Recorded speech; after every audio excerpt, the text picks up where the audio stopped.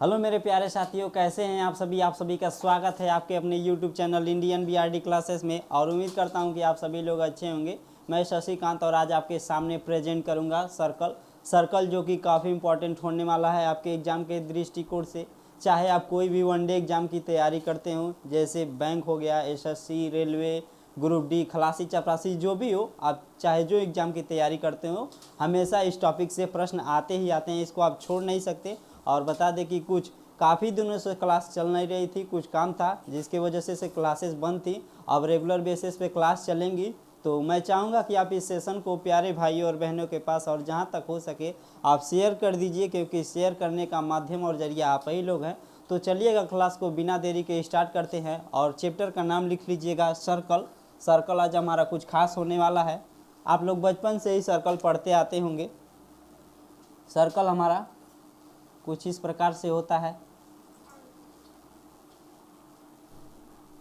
Circle में एक केंद्र होता है सर्कल का, आप लोग जानते ही होंगे। अगर मैं यहाँ से एक रेखा खींच दूँ, यहाँ से इसके केंद्र से एक रेखा खींच दूँ, तो यह क्या कहलाता है? रेडियस कहलाता है। और यदि यही रेडियस दोनों ओर इस वृत्त के दोनों सतह को स्पर्श कर देता है तो वह रेखा डायमीटर कहलाने लगता है। कहने का मतलब, यह सेंटर से यहाँ तक की दूरी, मान लीजिए सेंटर को मैंने ओ मान लिया और यहाँ पर बी पॉइंट मान लीजिए और यहाँ पर ए पॉइंट मान लिया, तो ओ से लेकर ए तक की जो दूरी है, ओ से लेकर बी तक की दूरी बराबर है। लेकिन ओ से लेकर बी तक की दूरी को हम बोलेंगे रेडियस और ए से बी तक की दूरी को बोलेंगे हम व्यास, यानी कि डायमीटर। यानी कि व्यास और रेडियस में क्या रिलेशन निकलता है, यहाँ पर समझिएगा।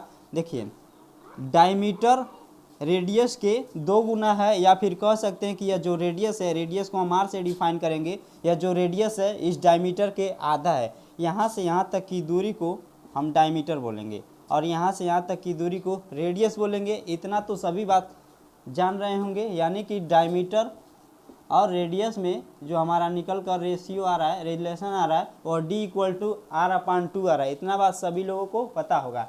लेकिन बात करते हैं मतलब सर्किल का एरिया क्या होगा, पैरामीटर क्या होगा, उसको ध्यान दीजिएगा। जैसे मान लीजिए इस वृत्त का मैं एरिया यानी कि क्षेत्रफल पूछ दूं, तो क्षेत्रफल कितना होता है, यानी कि एरिया बराबर होता है πr²। कहने का मतलब इस वृत्त का टोटल एरिया कितना निकल कर आया, πr²। अब पूछ दें कि इसकी परिधि यानी कि परिमाप क्या होगी। परिमाप क्या होता है, मान लीजिए हमने ए पॉइंट लिया और परिमाप निकालना होगा, तो इस वृत्त की सतह से चलते हुए यहाँ पर आएंगे, तो जो दूरी तय करेंगे वह हमारा परिधि यानी कि पैरामीटर कहलाएगा। यानी कि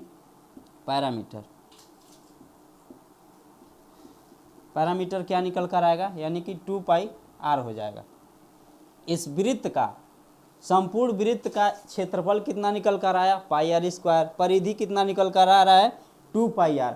अब मान लीजिए इसी वृत्त को, हालांकि एग्जाम में इस वृत्त से क्वेश्चन नहीं आता है, इस वृत्त को आधा काट देगा या फिर 1/4 ले लेगा या फिर 1/3 ले लेगा, वहाँ से क्वेश्चन आता है। नॉर्मल वृत्त से क्वेश्चन नहीं आएगा। अब मान लीजिए ये तो रहा पूरा वृत्त की बात। अब इसी वृत्त को मैं आधा काट दे रहा हूँ, आधा काट दूंगा तो कुछ इस प्रकार से दिखने लगेगा। आधा वृत्त मैं काट दे रहा हूँ तो कुछ इस प्रकार से हमारा वृत्त दिखेगा, जाहिर सी बात है। अब मान लीजिए अब इस अर्धवृत्त हो गया, इसका क्या नाम हो गया, अर्धवृत्त।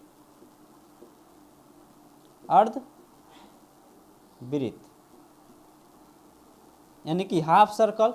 अब मैं पूछ दूं कि इस अर्धवृत्त का क्षेत्रफल बताइए, पैरामीटर बताइए, तो कैसे निकालेंगे। चलिए उसको भी देख लेते हैं कैसे निकलेगा। इतना बात आप लोग सीख चुके होंगे।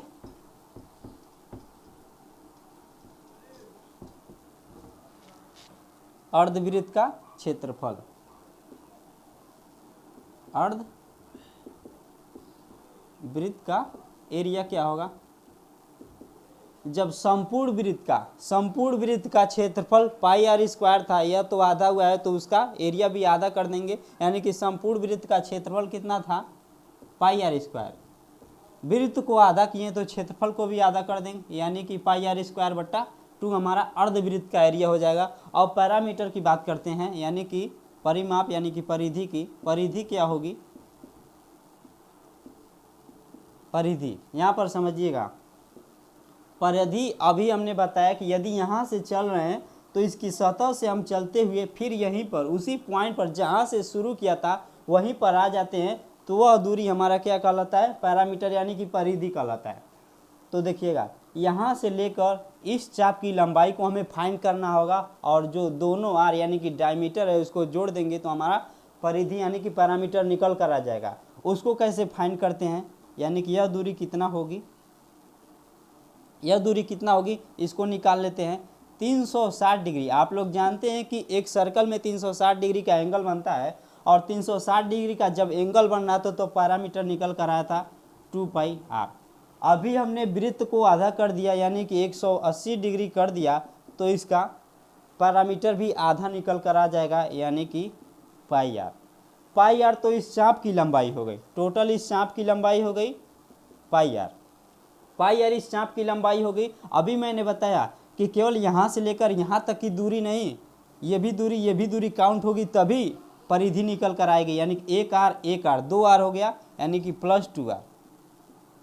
तो यह हमारा यहाँ से लेकर यदि हम ऐसे ऐसे राउंड करते हुए यहाँ तक चलते हैं तो यह टोटल दूरी हम तय करेंगे यानी कि परिधि निकल कर आ गई πr + 2r। इतना बात आप लोग नोट कर लीजिएगा। यही सारी बारीकियां हैं जिससे प्रश्न पूछे जाते हैं। अब मान लीजिए अर्धवृत्त हो गया, इसी वृत्त को मैं एक भागों में और तोड़ देता हूँ, दो भागों में और तोड़ देता हूँ। अब यहाँ से क्वेश्चन भी पूछ सकता है तो चलिए उसको भी सीख लेते हैं, लेकिन आप लोग इस वीडियो को सेशन को शेयर कर दीजिएगा प्यारे भाइयों तक और बहनों तक।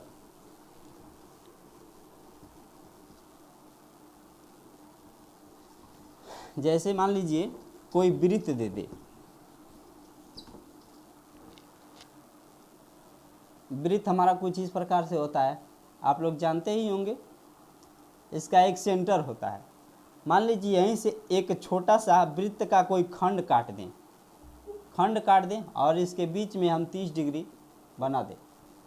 बना दें और पूछ दें कि इस त्रिज्य खंड का एरिया बताइए। अब टोटल का नहीं, केवल इतना का एरिया यानी कि क्षेत्रफल बताना है और इसका पैरामीटर बताना है। आप लोग जानते हैं कि केंद्र से परिधि तक की दूरी हमेशा समान होती है और उसे हम क्या बोलते हैं, रेडियस बोलते हैं। यह भी आर कहलाएगा, यानी कि इस त्रिज्य खंड का यानी कि सेगमेंट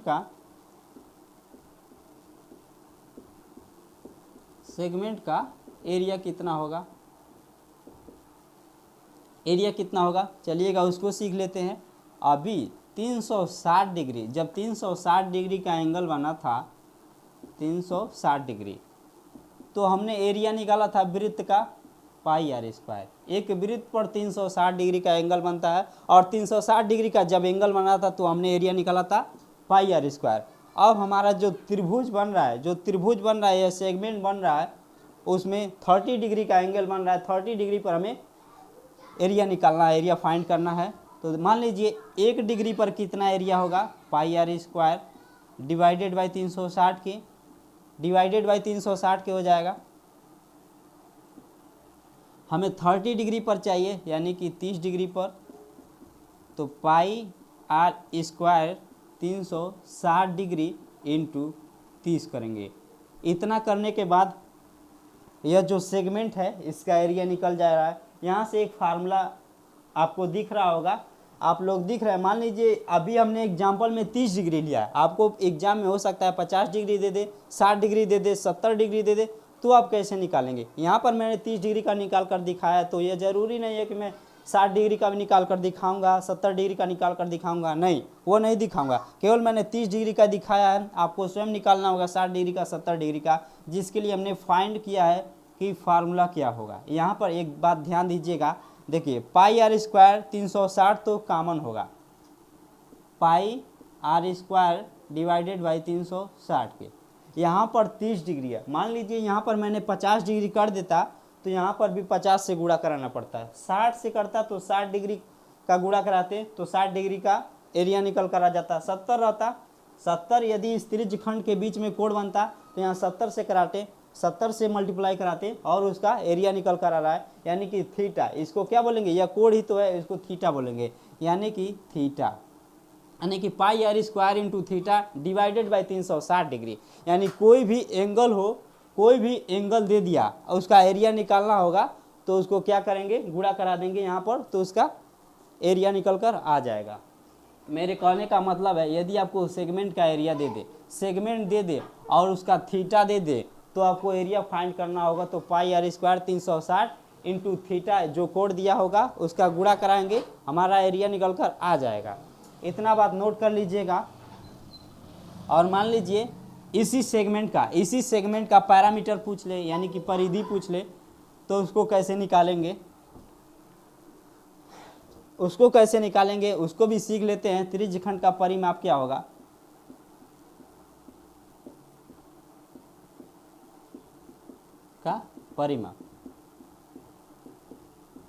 त्रिज्यखंड का परिमाप क्या होगा, आप लोग वीडियो को शेयर कर दीजिएगा। अब देखिए मैंने परिमाप मतलब परिधि, यहाँ से यदि चलना प्रारंभ करते हैं तो यह दूरी भी लेंगे, यह चाप की लंबाई भी लेंगे और यह भी रेडियस लेंगे। 2r तो कॉमन है। अब बस इसको हमको निकालना है, इसको फाइंड करना है। यह वैल्यू क्या होगी, यह डिस्टेंस क्या होगी, 360 डिग्री पर जो हमने पूरी दूरी तय किया था वह था 2 पाई आर, हमें 30 डिग्री पर यह चाप की लंबाई निकालनी है। 1 डिग्री पर कितना होगा, 2 पाई आर डिवाइडेड बाई 360 के 30 डिग्री पर चाहिए, यानी कि 2 pi r divided by 360 degree into 30 degree.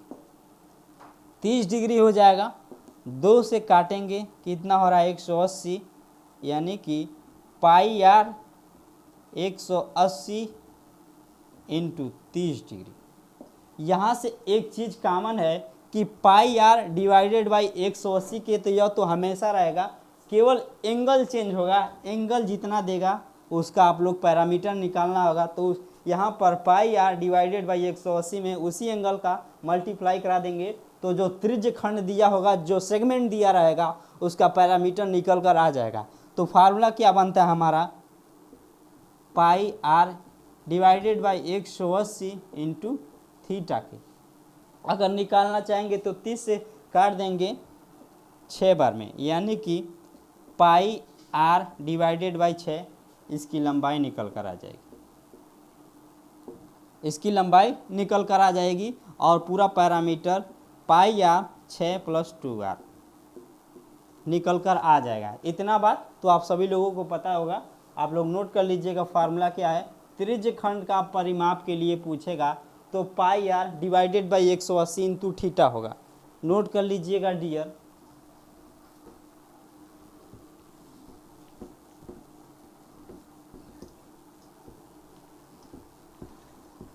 अब मान लीजिए कोई वर्ग दे दे, और वर्ग में मान लीजिए हमने एक वर्ग लिया, काफ़ी इम्पोर्टेंट है, इसको आप नोट कर लीजिएगा।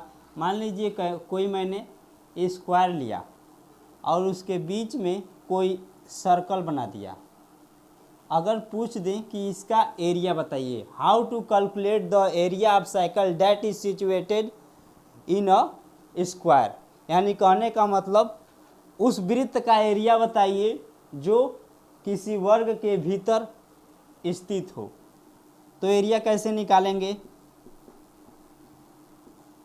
एरिया क्या होगा, जैसे मान लीजिए मैंने इस वर्ग का एक भुजा मान लिया ए है, एक भुजा मान लिया ए है, तो यह भी दूरी हमारा क्या होगा, ए हो जाएगा। टोटल दूरी ए हो जाएगी क्योंकि यह वृत्त का व्यास है, और इसकी त्रिज्या क्या होगी, इसकी त्रिज्या a/2 होगी, a/2। सर्किल का एरिया आप लोग जानते हैं कितना होता है, सर्किल का area pi r square. Radius हमें चाहिए, रेडियस कितना निकल कर आ गया, यानी कि r बराबर a/2 हो गया। अब यहाँ पर r के जगह पर a/2 रखेंगे, यानी कि पाई और a/2 का होल स्क्वायर बराबर पाई a²/4 के, a²/4 के। तो इस वर्ग के भीतर उपस्थित वृत्त का एरिया निकल कर आ गया पाई r² डिवाइडेड बाई 4 के। नोट कर लीजिएगा डियर। यह भी प्रश्न आता ही आता है।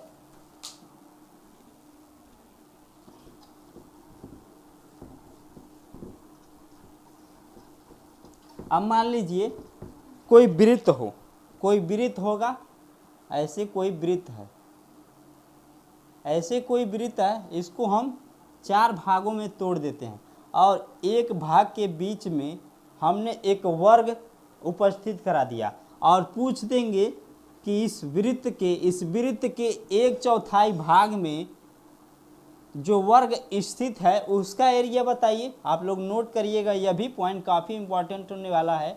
और बता दें कि काफ़ी अच्छे एग्जामों में यहाँ से प्रश्न पूछे जाते हैं, तो इसको आप लोग इग्नोर मत करिएगा, ध्यान से सीखिएगा।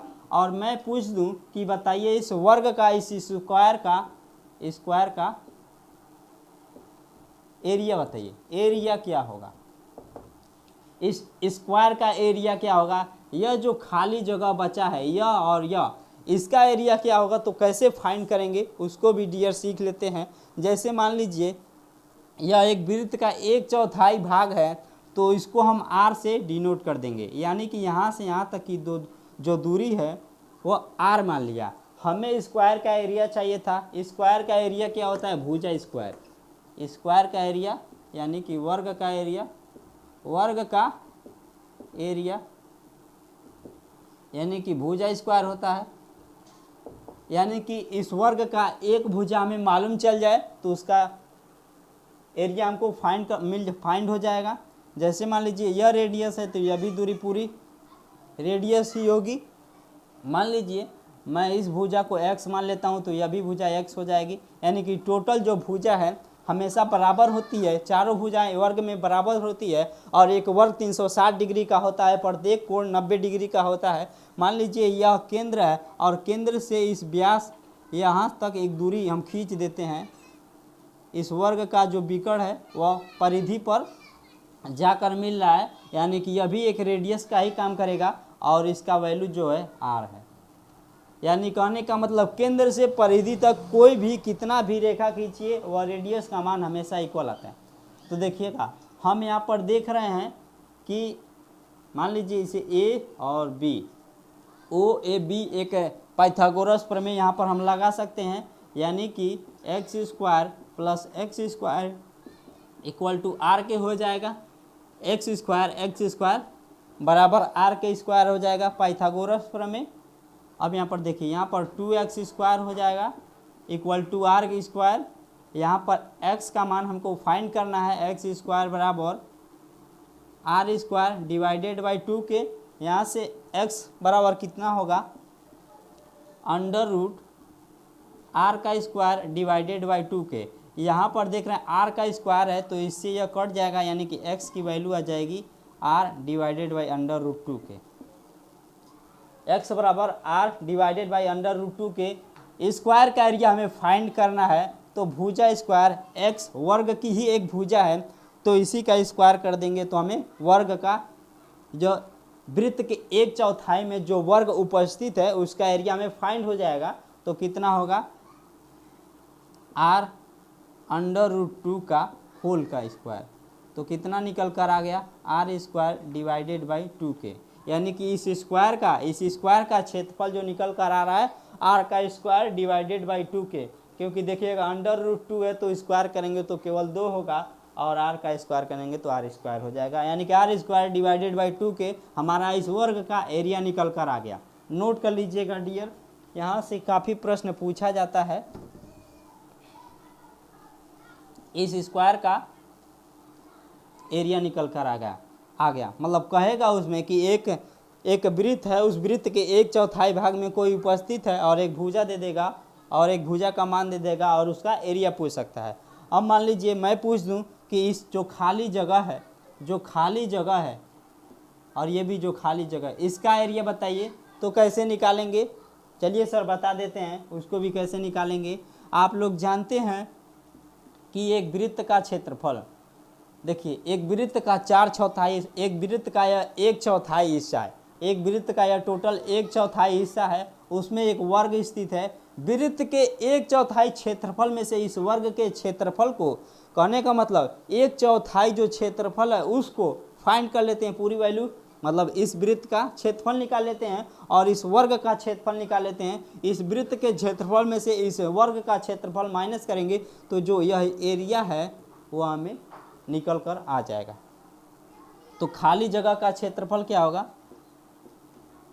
खाली जगह का एरिया क्या होगा, वृत्त का क्षेत्रफल, वृत्त का एरिया माइनस वर्ग का एरिया, वर्ग का एरिया। यहाँ पर 4 से भाग करना पड़ेगा तो कितना होगा, वृत्त का एरिया कितना होता है पाई आर स्क्वायर डिवाइडेड बाई 4 के माइनस वर्ग का एरिया कितना निकल कर आया है आर का स्क्वायर डिवाइडेड बाई 2 के। अब देखिए नीचे 4 है, यहाँ पर 2 है, हर बराबर करना पड़ेगा।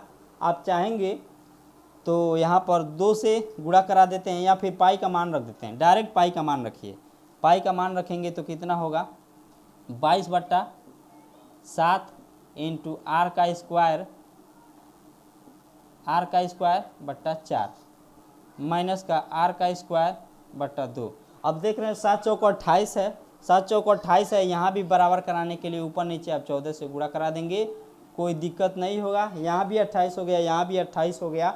अब डायरेक्ट सॉल्व कर लेते हैं, तो सॉल्व करेंगे तो कितना होगा 22 आर का स्क्वायर माइनस 14 का आर का स्क्वायर घटाएंगे तो 8 आर स्क्वायर बचेगा और 7 चौक 28 नीचे है, 7 चौक 28 नीचे है। 4 से काटेंगे 4 दूना 8, 4 सत्ते 28, यानी कि एरिया कितना निकल कर आ गया, यानी कि 2 आर का स्क्वायर डिवाइडेड बाई 7 के। यानी कहने का मतलब इस खाली जगह का, यानी कि इस खाली जगह का एरिया निकल कर आ गया 2 आर स्क्वायर डिवाइडेड बाई 7 के। ऐसे प्रश्न पूछे जाते हैं, नोट कर लीजिएगा डियर। और इस वीडियो में केवल इतना ही जानकारी, आगे का जो भी चीज़ है, जो भी पार्ट इसका सर्कल का नेक्स्ट पार्ट हम अगले सेशन में कवर करेंगे और मिलते हैं नेक्स्ट वीडियो में। तब तक के लिए जय हिंद, वंदे मातरम, धन्यवाद।